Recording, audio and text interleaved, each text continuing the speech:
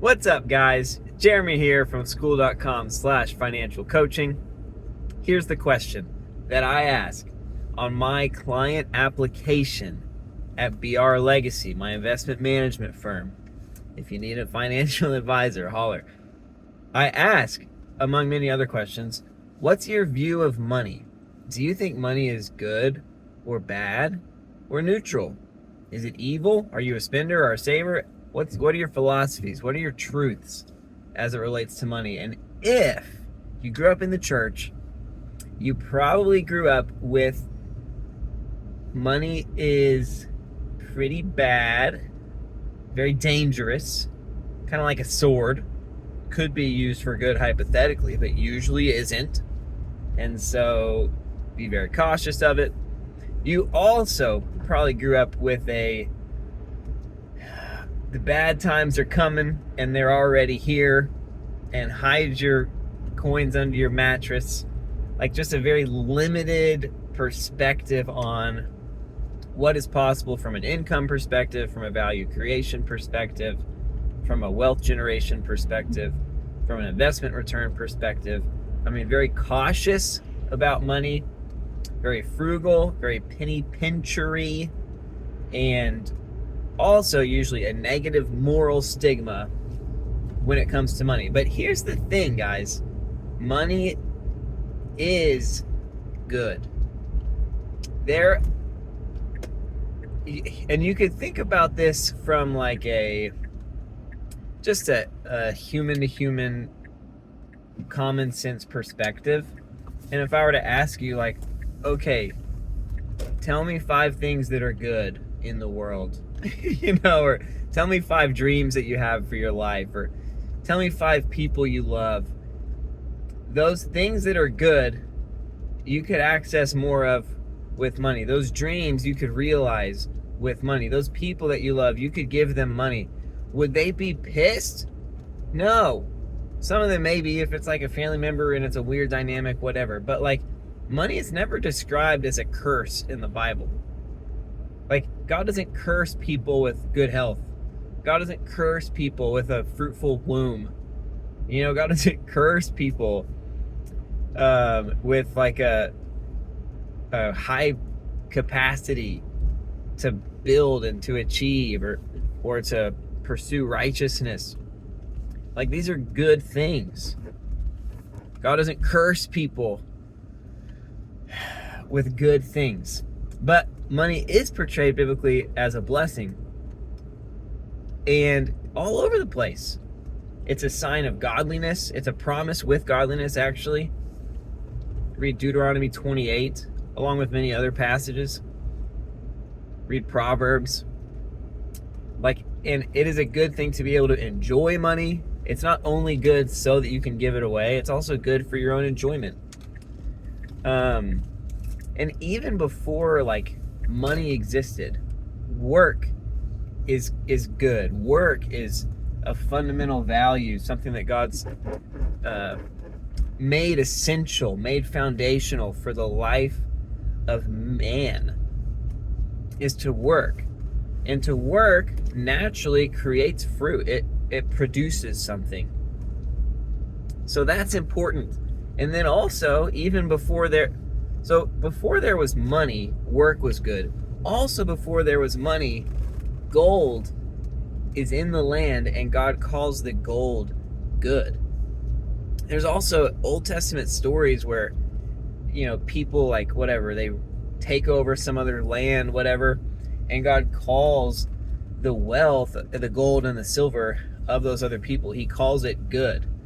Like, there's this story, I wish I knew the reference, but God lets the Israelites take the people, like the women and children, the cattle, the clothes, the spices, all that, like, you can have. He's like, but like the wealth, like the gold and the silver, He wants in the treasury at the temple. Like, because He says it's sacred to Him. Like, it is sacred to Him. What? This is the God of the Bible, right? So offensive to our version of Him. So offensive to our best efforts to try to get to him. But he values money himself.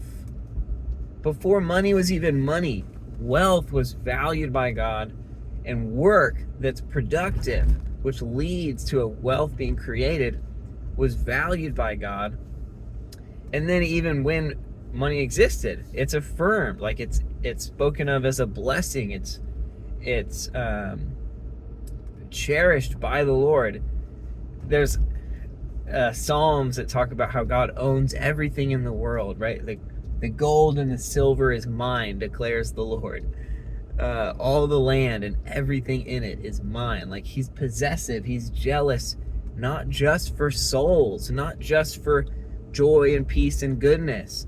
He's jealous for the wealth of the earth, which belongs to him. It's his, and that's why it's a blessing, and that's why he has the authority to give it, because it's his. So it's just not a trick question, is all I'm really trying to get at.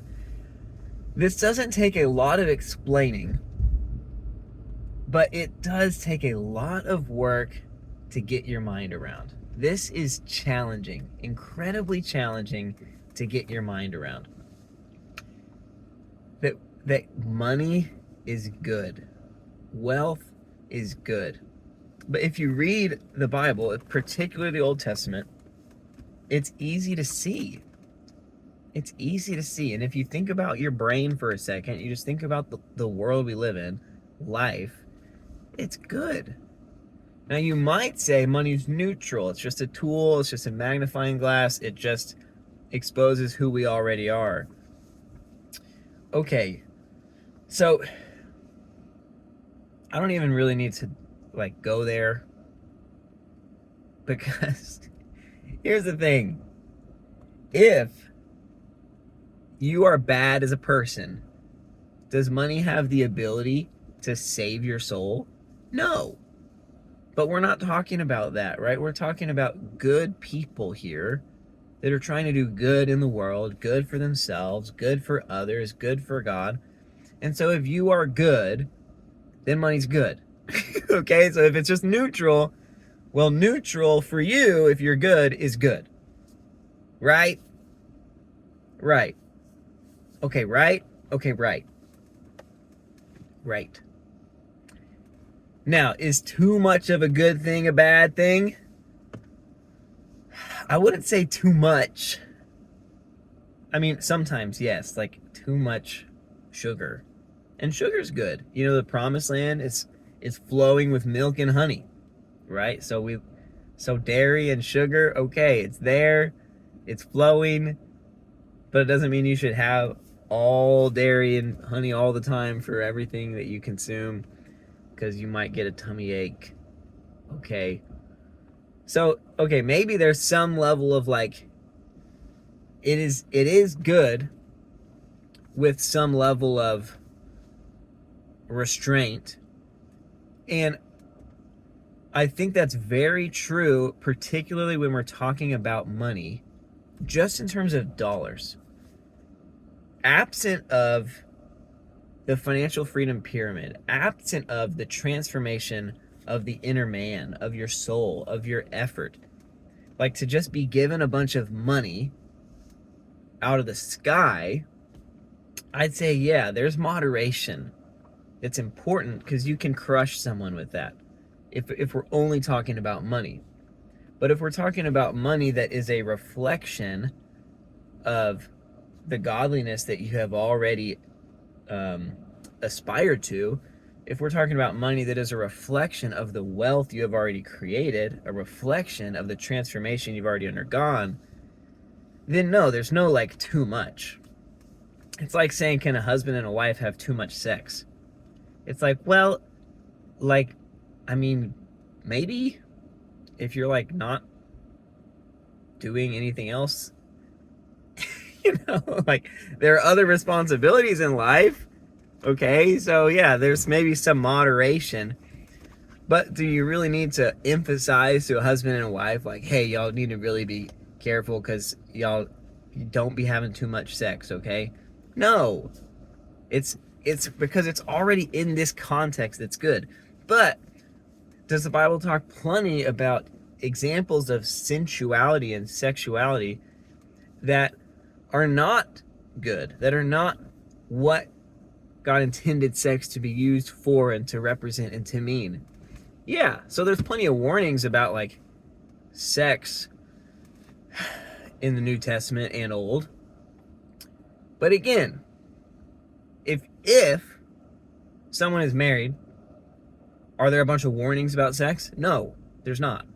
So are there warnings about just trying to get money, trying to treat money as if it was yours, not as if it was God's, and to try to go get more of it, regardless of how you get it? Yes, there's plenty of warnings about that.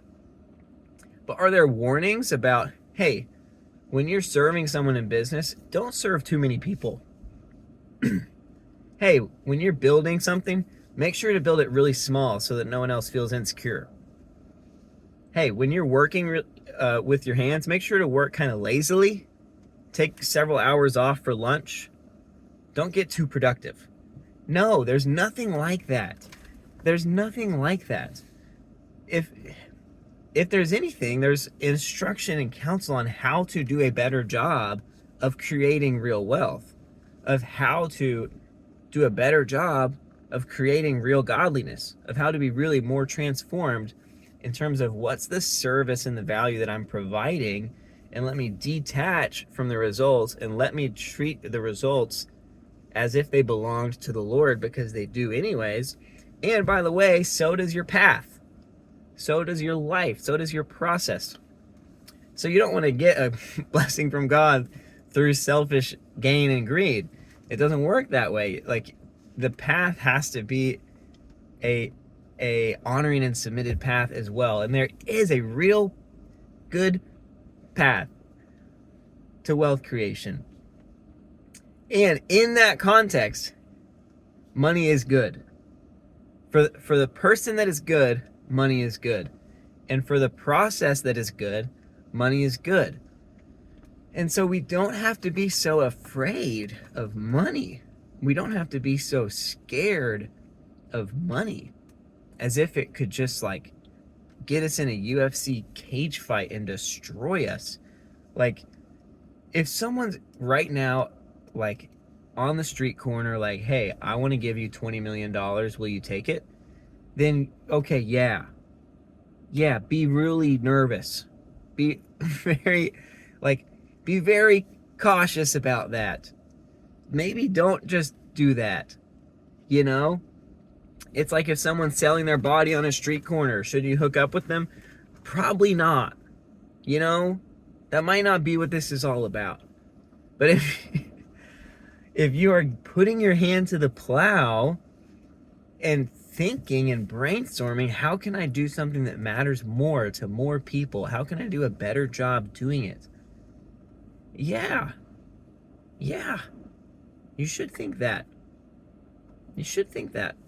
And I want to like, I'm beating a dead horse here, because for me it was a really feisty horse that just wouldn't die for the longest time.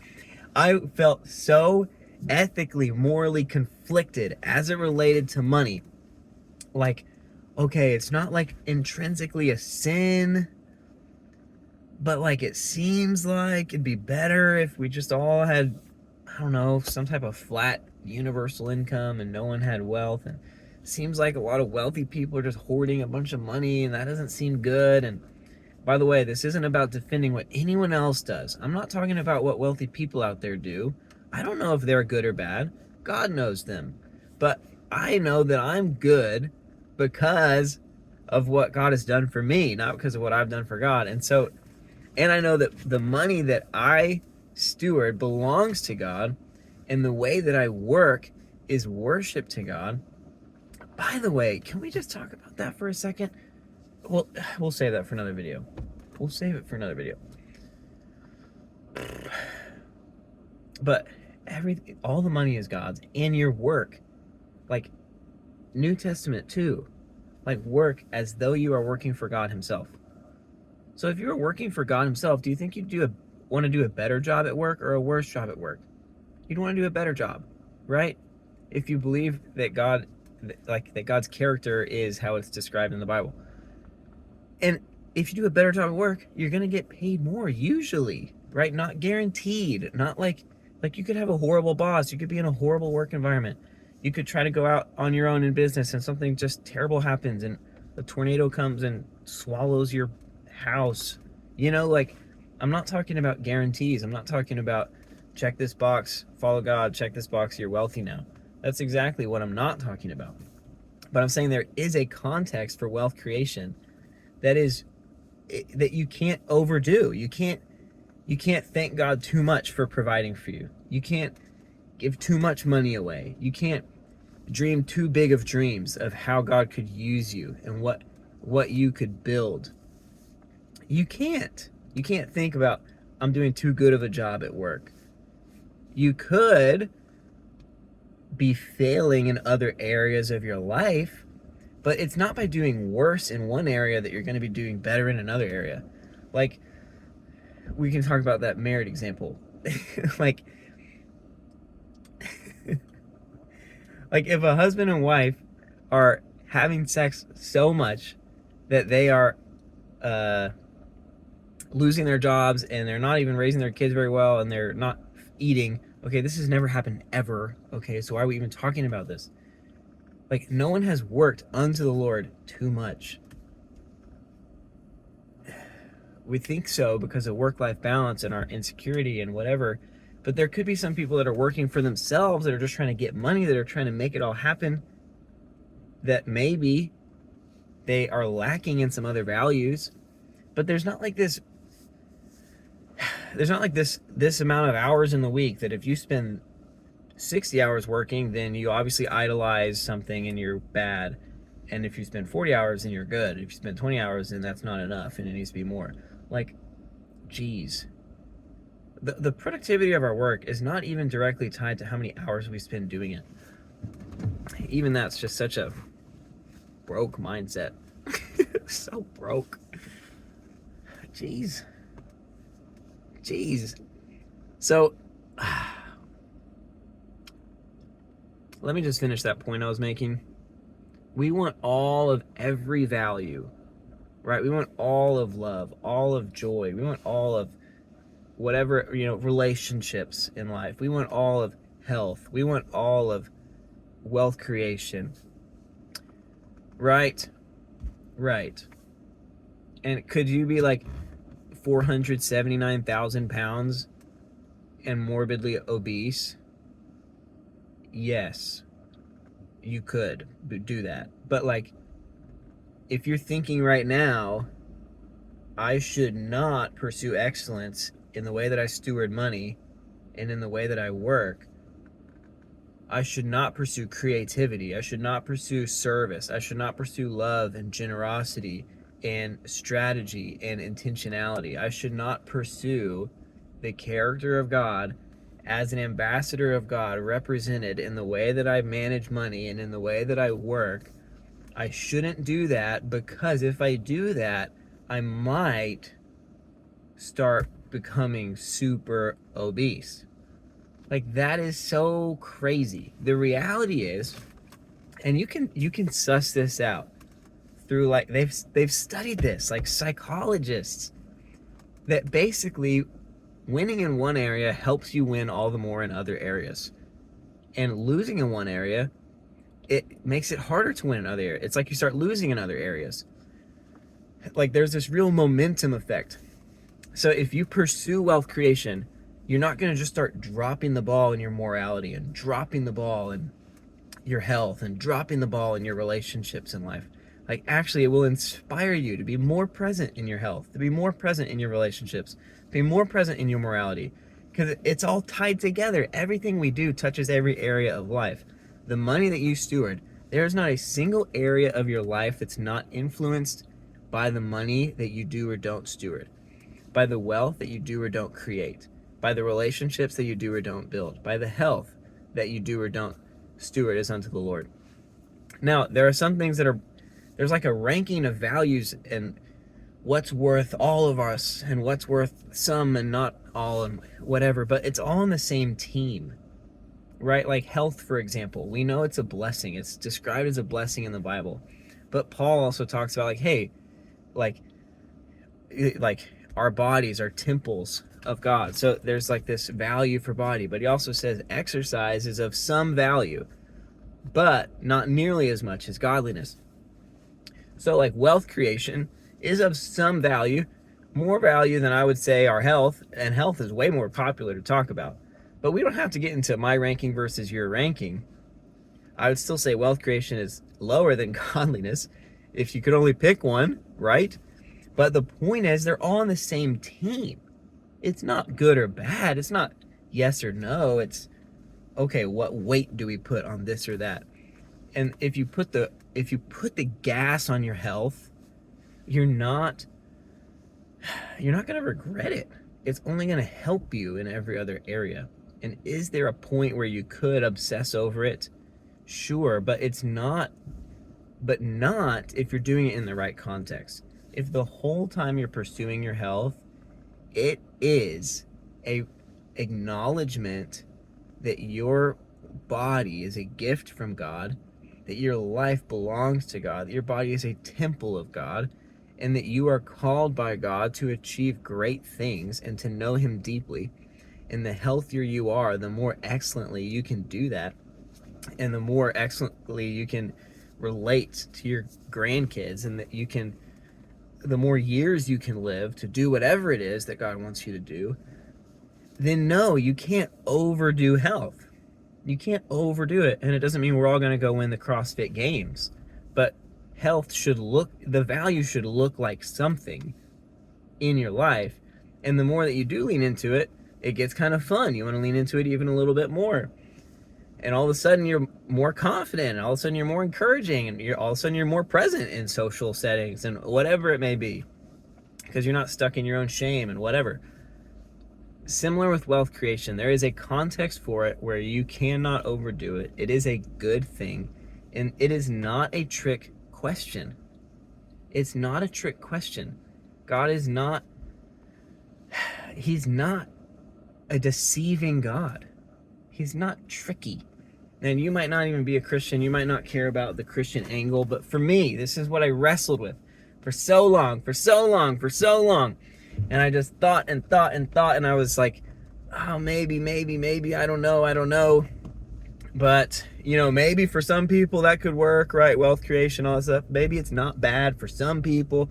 But I'm going to play it safe. I'm going to give all my money away. Make sure I never accumulate anything.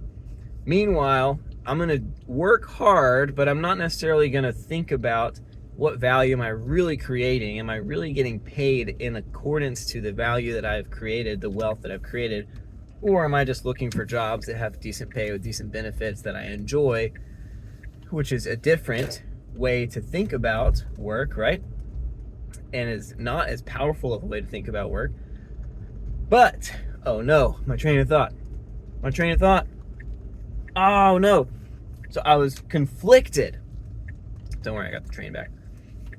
And then I started learning a lot about money. Like, let me just learn a lot. And I actually didn't start learning about money, but what happened before that is I had this like, oh no, gut sinking moment in my heart where I felt like God was asking me, like, what if He did want to entrust me with significant wealth, like money? Like, what if He wanted to give me $1 billion to steward? And my heart sank. I was like, oh my gosh, like, first of all, you're not allowed to do that. Billionaires are devils. Like, I'm like, no, just don't do it. Like, I'm conflicted, right? Like, I know this, but then the conviction came, which was, I am not even close to prepared for that. I'm not even close. And let me just be prepared, right? I'm not saying God wants to give you all $1 billion, but if He did, what a shame it would be if the reason why He couldn't is because you never learned about money. You never got free from money. You never engaged in this process of learning about stewardship and wealth creation and wealth management, and instead just felt like this moral high ground to just stay exactly where you are and keep money at an arm's length. And that's not so holy. That's not so good. If, hypothetically, if there's even one of you that's listening to this one day, that's what if God wants to entrust you with a lot of money? How are you going to be prepared if money grips your heart and you think money's good or evil and has this power over you to like change you, particularly if you think it's evil, right? Then you'll never get to do or be, right? There's a internal transformation that would have to happen, right, if God were to entrust you with that much. It's Beckham, my boy. But if you do that transformation, that is a holy work, a powerful work. Beckham! Hey! The mailman, the package just got here for us to make costume stuff. Really? Look! The belt and then the tools. The tools? Yeah. No way. The other thing, the black thing, was to put the tools inside of. Oh, okay. Let me go trick or treat. Anything you want to say to the camera? No. You excited to go trick-or-treating? Yeah. Okay, I'm going to come in and put on my genie costume. There's sandals and then Cousin Gloves didn't get here. Yeah, I think my bracelets won't get here until tomorrow. So much hot sauce. Cool. I'm excited to see what you look like you put on your. Okay. Hey, that's all I got for y'all today. Happy Halloween. I'll talk to y'all soon.